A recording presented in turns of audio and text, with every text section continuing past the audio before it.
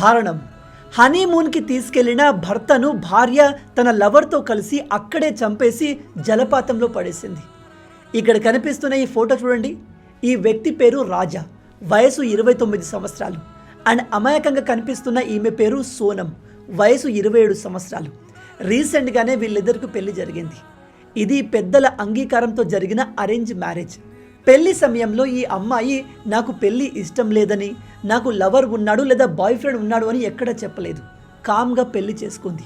కానీ హనీమూన్కి మేఘాలయ వెళ్దామని భర్తను ఎంకరేజ్ చేసి బ్యాక్గ్రౌండ్లో ఎవరికి తెలియకుండా ఈ ఇన్ఫర్మేషన్ మొత్తాన్ని తన బాయ్ ఫ్రెండ్కి లీక్ చేసింది. దాంతో ఈమె లవర్ తన ఫ్రెండ్స్తో మేఘాలయ వెళ్ళి అక్కడ అడవుల్లో ఈ కపుల్ ట్రెక్కింగ్ చేస్తున్నప్పుడు ఈ రాజా పైన దాడి చేసి కత్తులతో గొడ్డలతో నరికి అక్కడే చంపేసి జలపాతంలో పడేశాడు. వీళ్ళు ఇతని బాడీ జలపాతంలో కొట్టుకుపోతుంది, ఎవరికీ దొరకదలే అనుకున్నారు. కానీ 11 రోజుల తర్వాత ఈ బాడీని పోలీసులు ఐడెంటిఫై చేసి ఇన్వెస్టిగేషన్ స్టార్ట్ చేశారు. ఎలాగో దొరికిపోతాను అనుకుని ఈమె ఇప్పుడు పోలీసుల ముందుకు వెళ్ళి ఈ హత్య నేనే చేయించాను అని ఒప్పుకుంది. ఇలాంటి మహిళల్ని ఎలా శిక్షిస్తే బాగుంటుంది చెప్పండి. ఈమె ఈ పెళ్లి నాకు ఇష్టం లేదు అంటే అక్కడికే ఆగిపోయేది. ఈ అమాయకుడు ప్రాణం పోయేది కాదు. అసలు అమ్మాయిలు రోజు రోజుకి ఇంత నీచంగా క్రూరంగా ఎందుకు మారుతున్నారు? ఈ వీడియో చూస్తున్న అమ్మాయిలందరికీ చెప్తున్నాను, మీకు పెళ్లి ఇష్టం లేకపోతే వద్దని చెప్పేయండి.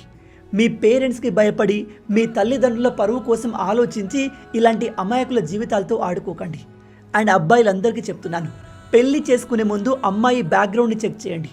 లేదా డైరెక్ట్గా ఆమెనే నీకు బాయ్ ఫ్రెండ్ ఉన్నాడా, ప్రజెంట్ ఎవరితో అయిన రిలేషన్లో ఉన్నావా, ఒకవేళ నువ్వు నీ పేరెంట్స్కి చెప్పలేకపోతుంటే నాకు చెప్పు, నేనే ఏదో ఒక కారణం చెప్పి పెళ్ళి ఆపేస్తాను అని చెప్పి వదిలించుకోండి.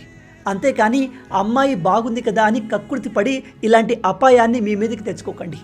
ఈ విషయం పెళ్లి చేసుకోవాలి అనుకునే మీ ఫ్రెండ్స్ అందరితో షేర్ చేయండి, వాళ్ళను అలర్ట్ చేయండి.